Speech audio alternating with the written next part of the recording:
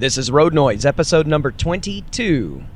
We're going to talk about the benefits of live theater, and I'm going to start doing a positive review in every episode.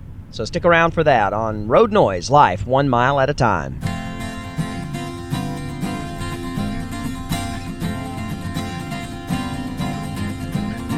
Well, hello again. I'm Michael Blackston, your host for Road Noise, life 1 mile at a time. As we travel the southeast on my commute to work, you're sitting in the passenger seat alongside me as we travel on this commute, and if you hear something under the sound of my voice, well, that's just the noise of the road, hence the reason we call the show Road Noise.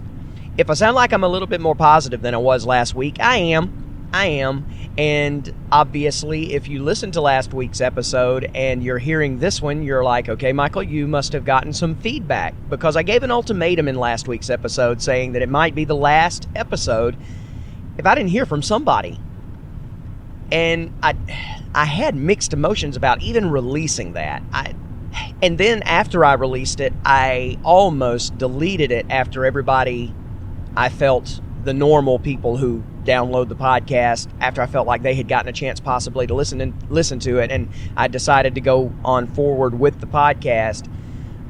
I thought about going ahead and deleting that one and redoing a brand new episode 21 that had nothing to do with ultimatums or anything, and just make that one go away. But then the more I thought about it, the more I said, that wouldn't be authentic, would it?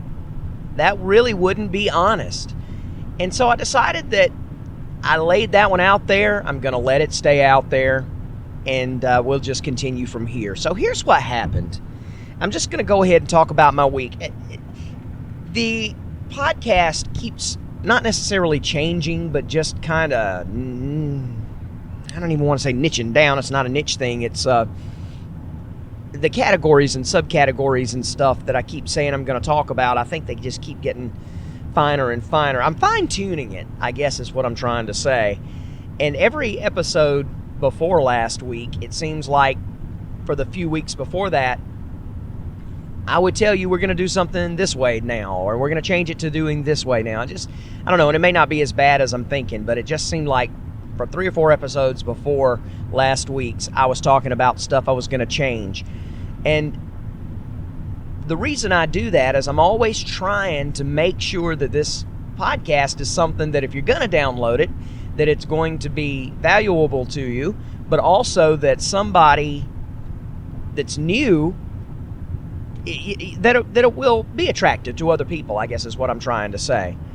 And so I'm going to start breaking down, I think, and who knows, this could change next week too, but this morning, as I'm driving to Conway, South Carolina, which is just outside of Myrtle Beach, I'm going to be gone almost the entire week, including Thursday, which is my anniversary, and that was my wife's idea, by the way.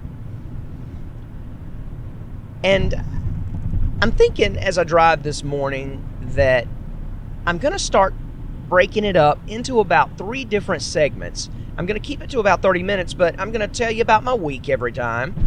And then I'm going to talk about the main focus of the podcast. I'll have a topic, something that's valuable to you that you can take away and maybe apply to your own life. And then I'm going to do what I'm calling at this point a pay it forward positive review. And I've been wanting to do a review for a while, but I really wasn't sure how I wanted to do the review. And I think what I want to do is it doesn't necessarily have to be any certain medium. It might be a movie, it could be a book, it could be a blog. Today it is a blog that I ran across. But I'm not going to give you bad reviews. If I see a movie I just hated, I'm not even going to tell you about it. I want to post the positive. I see that all the time. A good friend of mine on Facebook likes to post the positive because we see so much negativity, especially right now with the world of politics and the elections coming up at the end of the year.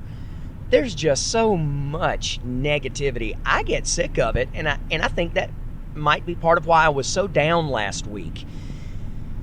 To answer your question, if you have one, about whether I got some feedback last week, yes, I did. One person. And just as I said, on that episode, that's really all it took. And it happened to be a friend of mine. And the neat thing was, the first feedback I got from him, he had not heard last week's episode when he sent it.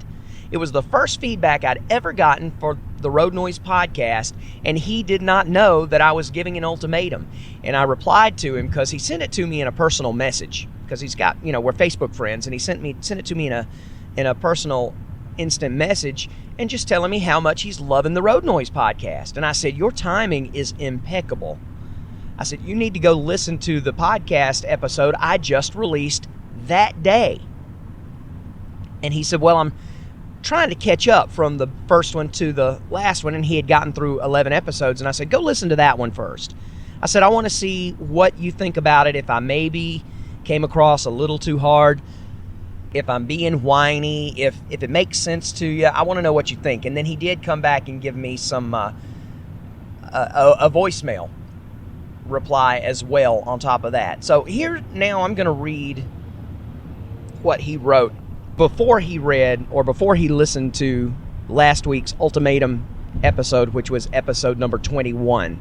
It says, hey Michael, this is out of the blue, but I've been listening to Road Noise after I finished listening to all of C1G. C1G was the Q1 Go the Theater Show, the podcast that I recently stopped doing with co-host Tony King. He said, I think I've listened to the first 11 episodes so far, and they're wonderful. And that was the feedback that he gave me before he listened to the ultimatum episode. And that's when I told him, I said, your timing is impeccable, go back and listen. And then he sent me this voicemail to follow up after he had listened to the episode. Hey Michael, this is Zach Gerald. Just finished listening to the most recent episode of Road Noise. Just want to tell you I've really appreciated the show. I was on episode 11, but I went ahead and jumped ahead, so I still got 9 more episodes to really catch up. But I'm enjoying the podcast. I hope a lot of other people are. But if you drop the podcast and make a new one, all I can say is I'll be listening to the new one. Love what you do and hope you keep doing it in whatever fashion seems to work for you. So I don't even really want to say that's all I was looking for. I don't want to seem like I was looking for just somebody to pat me on the back, or I wasn't necessarily listening for a good job. I appreciate that Zach is enjoying the show, but that's not why I was considering getting rid of the show. And if you want to know in depth why I was considering going that route, you just need to listen to it. I'm not going to go all the way into it. There almost was a wreck right there in front of me. Thank God it did not happen. But I've decided to keep going with the show. And one last thing on that note is I had decided that if I didn't continue with the show, I was just going to drop it. That there weren't enough people listening that I thought it really mattered. But then listening to Zach, just knowing that there was somebody who was following the show, listening to every episode one by one, and it was even important for them to listen to them in order, that tells me that even the ones that are just every listener is important, is what I'm trying to say. And whether or not I decide to keep doing the show, I still would owe you a goodbye, I feel like. And at first I had decided I wasn't going to do that, but now I will let you know that if I'm not feeling it like I wasn't last week, I may not do a show. I'm going to keep this to a weekly show, and I'm pretty darn regular about it. But if you don't get one, it's going to be because something happened and I just did not get a chance to do it. Life got too crazy, or I wasn't feeling it. And I want to be authentic. I don't want to just put something out there just for the sake of putting it out there. So if you don't get an episode, it hasn't necessarily meant that it stopped. It just means that I didn't feel it. Now, if you get that final episode where I say this is it, then you'll know. But if I do decide to stop, I will do one last episode to say thank you to the people who did listen. So let's get that out of the way. Let's move on into the other stuff, because this is going to end up turning into a longer episode than I wanted to. I'm trying to keep these at 30 minutes. I'm going to tell you about my week. This has been a crazy week. This past week, and this past weekend was the final week leading up to The Addams Family, the musical, where I was playing Gomez and my wife was playing Morticia. The rehearsal week leading up to the weekend, the final rehearsal week is always crazy. And, okay, we were kind of in a standstill in traffic coming into Augusta, and I now see why. There was quite a fender bender there. But anyway, this time was no different. We were all very nervous. The Music to the Addams Family, the musical, is intricate. Much more intricate than some of the other shows that I've been a part of. And we had live orchestration. That can be a good thing. It can be a bad thing. If you don't have skilled orchestra members, it can be a very bad thing, and especially when you have a show that is so intricate. This one had a lot of horns. It's got just a lot of different little nitpicky parts of the music and timing issues that you've got to have a good band.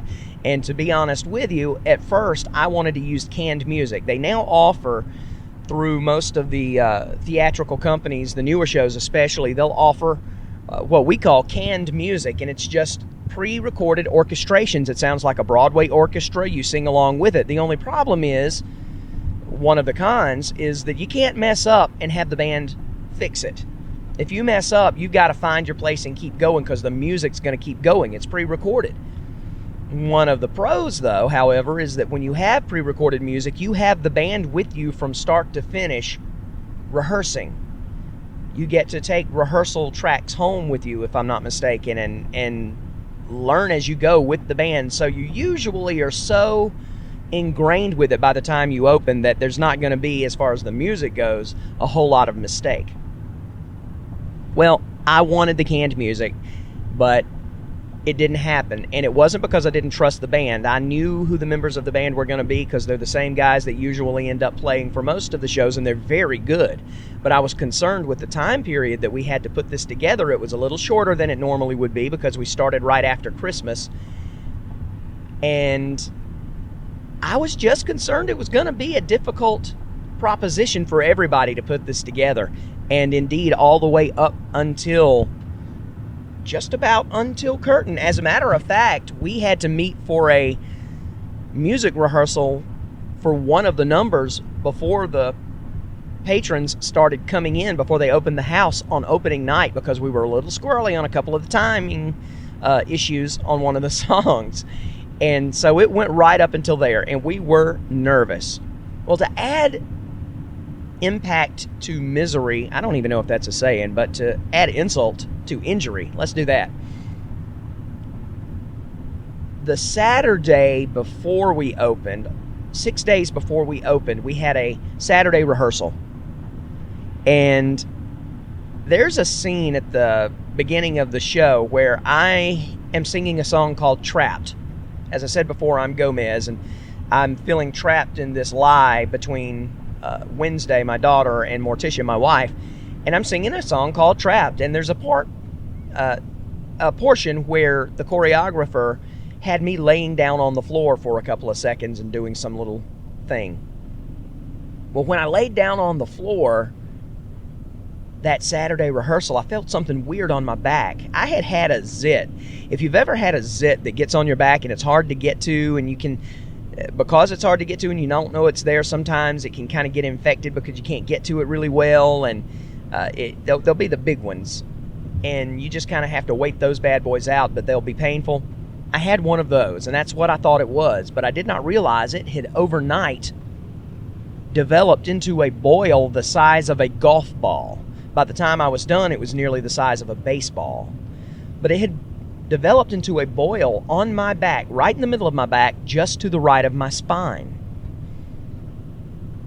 I couldn't lay down, but when I did lay down on that Saturday, I noticed it and it hurt. And so I've had to deal with that all week going up until opening day. My voice wanted to start going away from me because we had rehearsed so much and so hard the last week to try to get this right that I had just about thrown my voice out, and my lungs were a little weak, and I had to go to the doctor and have them kind of give me some cortisone and some prednisone to strengthen it up. And I think I just used the term opening day a few seconds ago. It's getting close to baseball season, so I'm getting excited about that. I guess that's why I use the word opening day. But anyway, we opened the show this week, and it went really well, despite all the other little stuff. Yesterday, was an opposite day. I had, I kind of left the cast out to dry on the last scene on the second night, but we got through it. I missed some lines, and everybody was kind of looking at each other, trying to figure out how to get out of it, but that's just live theater. And I was a little worried about that, but yesterday, for some reason, I was not firing on all cylinders. And while I did well, and as far as the audience knew, I really didn't mess up, but I knew I messed up, and the rest of the cast knew when I would switch some stuff around. And at one point, I dropped a couple of lines that were really funny lines that the audience never missed, but I missed them because they're funny. And the audience, when I'd say them, really enjoys them.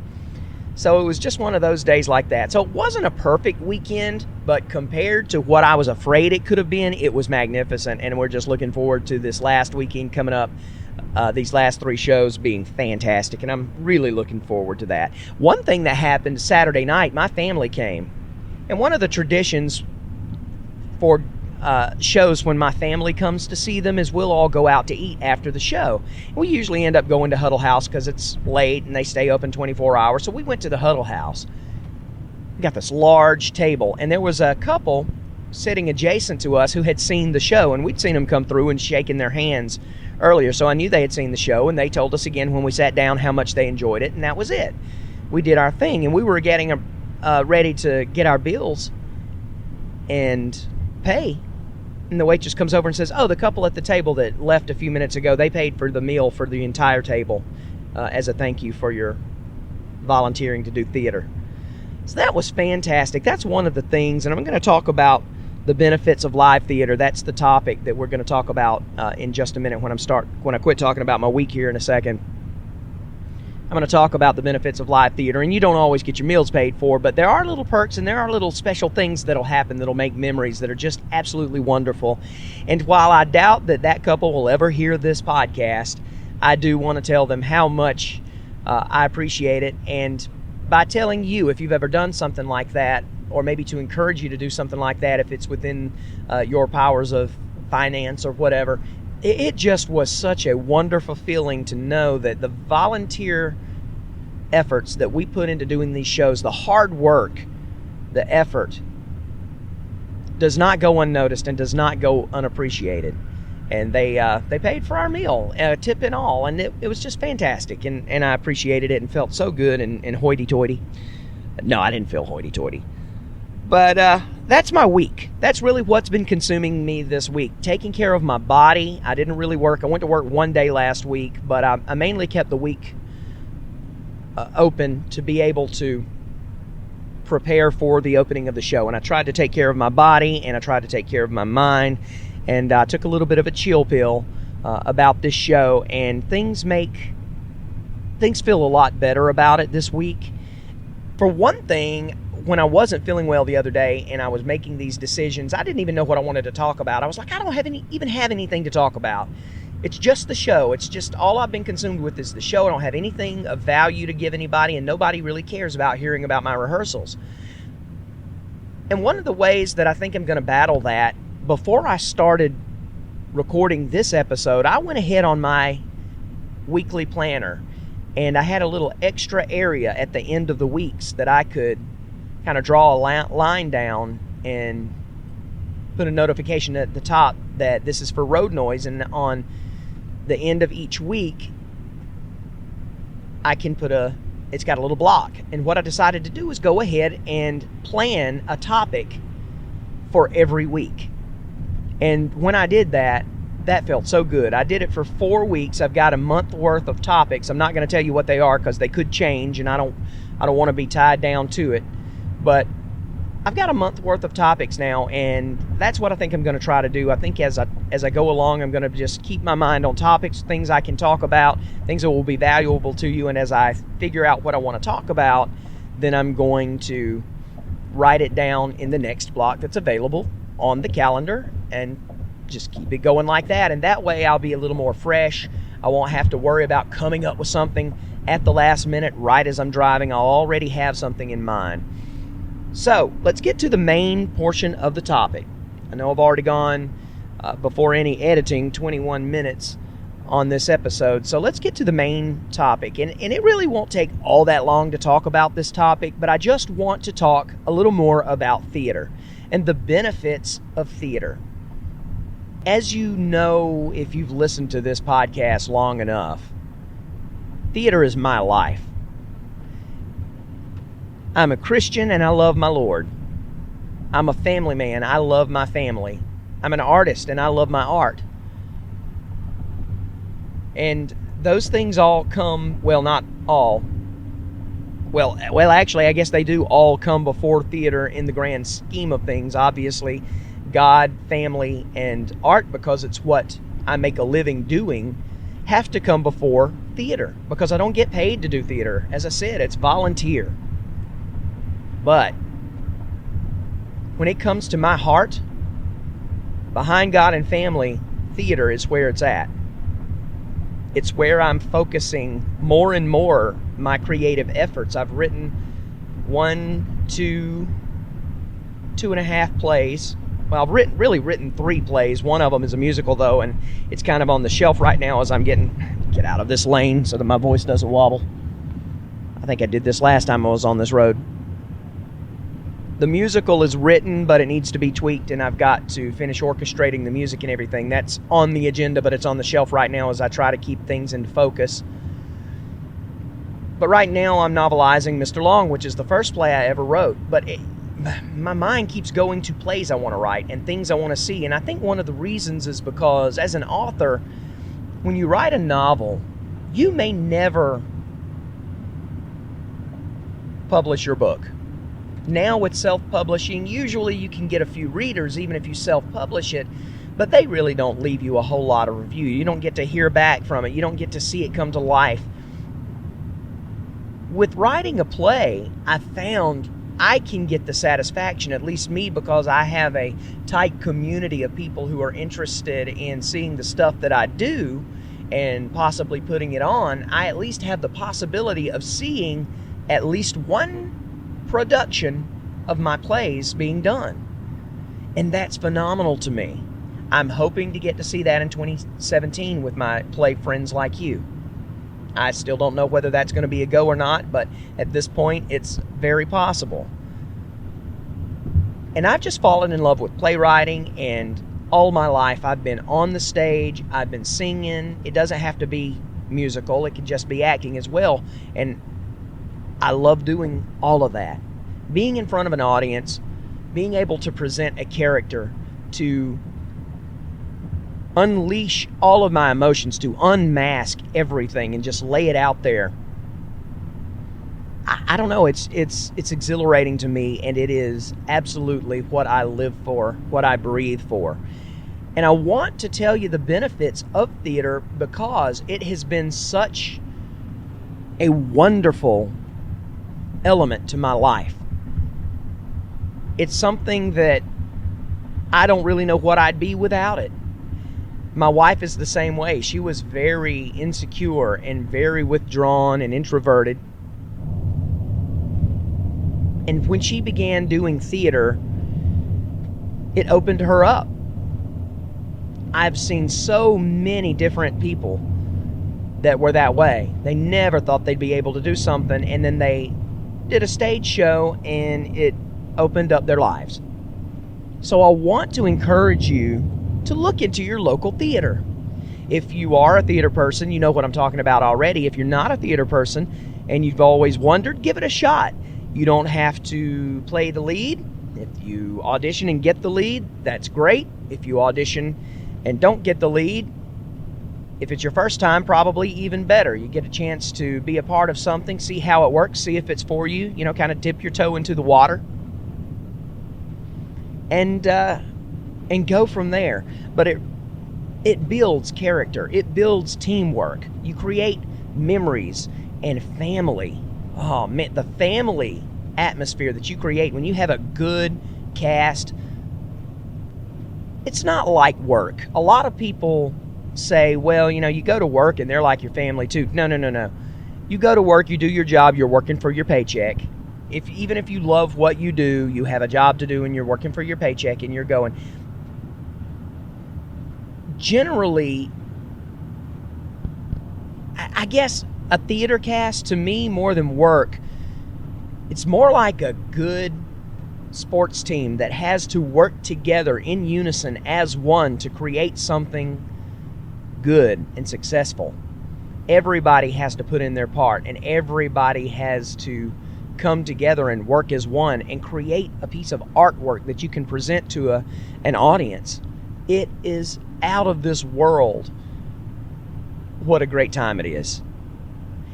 And parents, if you think for a second that you have a kid that needs to be socialized, that they're not getting the kind of socialization that you would like, get them involved in a theater show.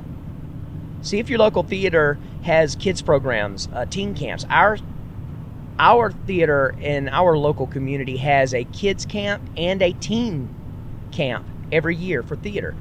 They have 2 different age groups, and they will go for a week. I think the teens go for 2 weeks, and they put together a show. They do all kinds of crafts. They learn about the aspects of theater. They learn about sound. They learn about lights. They build sets. They paint props. Or they build props and paint sets.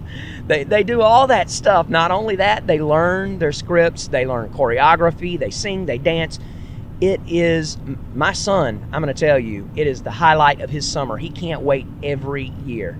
And he makes sure I know exactly what date that the sign-ups are, because at our local theater, there's a line out the door just about around the building to sign the kids up, because there are only so many slots, and the parents get up like 5 and 6 in the morning and go stand in line to get their kids into the camp because it's that popular and the kids love it so much.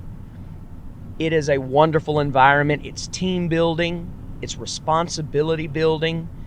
It teaches them skills for standing and speaking and presenting in public. It creates a strength.